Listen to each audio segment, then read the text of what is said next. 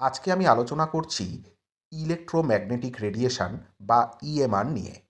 EMR বা electromagnetic radiation এই শব্দটাকে যদি আমরা ভাঙি, দেখো ইলেকট্রোম্যাগনেটিক এই শব্দটার মধ্যে দুটো শব্দ লুকিয়ে আছে, একটা ইলেকট্রিক আর একটা ম্যাগনেটিক।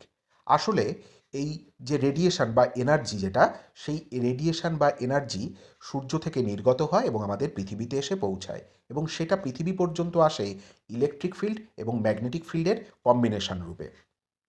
সূর্যে অবিরত নিউক্লিয়ার ফিউশন হয়ে চলেছে এবং তার ফলে সূর্যে বিপুল পরিমাণে এনার্জি জেনারেট করছে এবং সেটা চারদিকে ছড়িয়ে পড়ছে, এবং যে পরিমাণ এনার্জি চারদিকে ছড়িয়ে পড়ে আমরা জানি তার 200 কোটি ভাগের 1 ভাগ মাত্র আমাদের পৃথিবীতে এসে পৌঁছায়, এবং পৃথিবীতে যেটা এসে পৌঁছায় সেটা ওয়েভ ফর্মে এসে পৌঁছায়।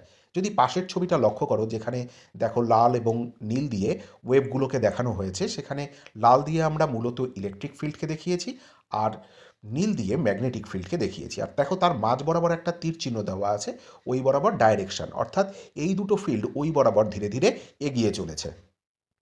এখানে দেখো যে ইলেকট্রোম্যাগনেটিক রেডিয়েশনের একটা ডেফিনেশন আমরা ব্যবহার করেছি।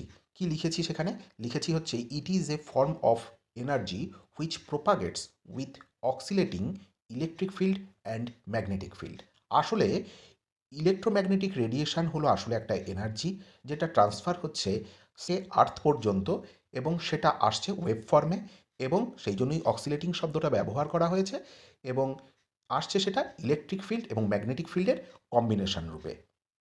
এই ভিডিওটা যদি তোমাদের ভালো লেগে থাকে তাহলে চ্যানেলটা সাবস্ক্রাইব করো, শেয়ার করো, আর এরকম আরও অসংখ্য ভিডিওর নোটিফিকেশান পেতে বেল আইকনটা ক্লিক করো।